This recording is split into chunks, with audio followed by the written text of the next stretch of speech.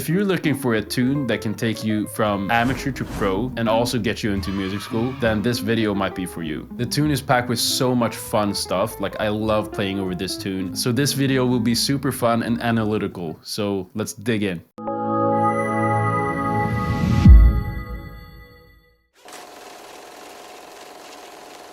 So I'll start by playing the melody over the backing track so you can hear why the melody is fire. And one thing you can do while I'm playing is to see if you can nail what chord tones the melody is about.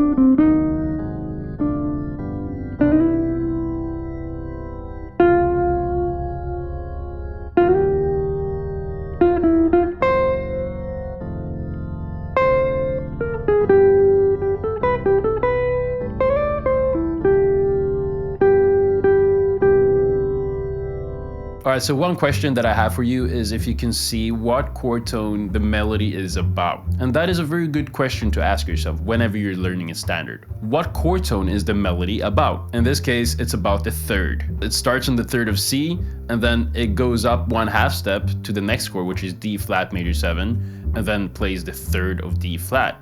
And then it lands later on the third of A flat. Well, it's a lot of thirds in it, so it's just a nice thing to know when playing this tune. So learning the key chord tones over this tune is essential. You want to internalize the chord tones that will help you improvise. And I'm going to talk more about how we improvise later in this video. And one last thing about melody is try to sing it. All right, do everything you can to internalize it. Get it into your ears. When you can hear it, then you can play it. And then at the jam session, you will be able to hear it and play it. Alright, so let's talk about the chord progression and get into some comping tricks. So this tune features a lot of 2/1s, which is just something that happens in every jazz standard, so that's a good thing. We have that chromatic major 7 chord in the beginning, so it's like a C major 7 going to a D flat major 7. That is just a surprising thing that don't really happen a lot in other jazz standards, but it's a really cool thing to nail in your comping. Another thing that will make you sound pro is if you can nail that chromatic 2/1 in the end of every A1 section. So it's an E flat minor 7 to an A flat 7, and then it goes D minor 7, G7. And one thing I do over 2/1s is I play the 5. And what I mean with that is I just play, if it's a D minor G7, I just play G7. And then with the G7, I make it a G11, and then you get this open sound. So what I do when I play a chromatic 2/1, in this case E flat minor 7, A flat 7, so I play A flat 11 over the E flat minor 7 and the A flat 7. And then over D minor 7, G7, I play G11. That leaves me with A flat 11, chromatically down to G11. So that's amazing and sounds like this.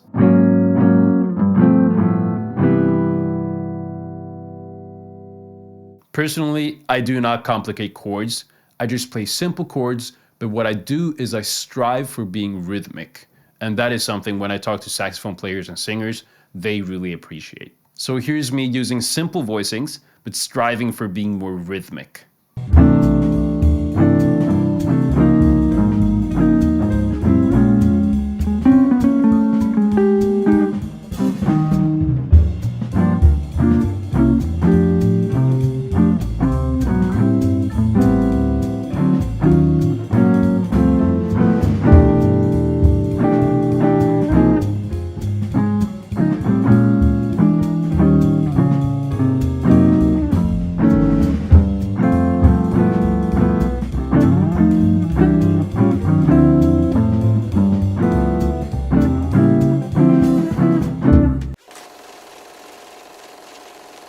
The improvisation part is the most fun part, in my opinion. This is where you can express yourself in notes, which we love to do as jazz musicians. So one approach we can use to improvise is we play arpeggios over every chord. Over major 7 chords, I play major 7 arpeggios.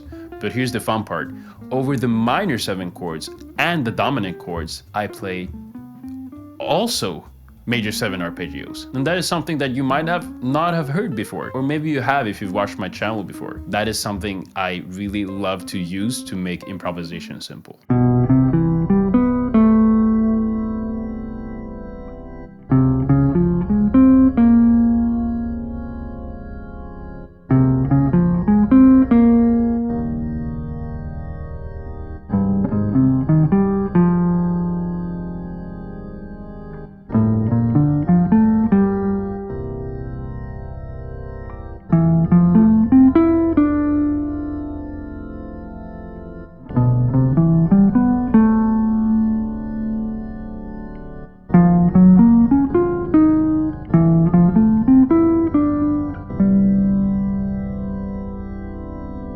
right, so what we do is over the first 2 chords, we play major 7 arpeggios. Over minor 7 chords, we play a major 7 arpeggio starting from the 3rd. And over the dominant chords, we play a major 7 arpeggio a half step down. So if you have an E flat 7, you play a D flat major 7 arpeggio. So this is so cool because it makes your lines sound interesting. And what's great is you sound good and you also think less, which gives you the most return on investment in your playing, because you put less effort into thinking about what you're gonna play because you know you can just play the same thing, but you're moving it. So that's just an approach that I really like to use. So what I like to do is I use the arpeggio framework and then I just add language to that. So here's me playing some arpeggios and mixing it with some language.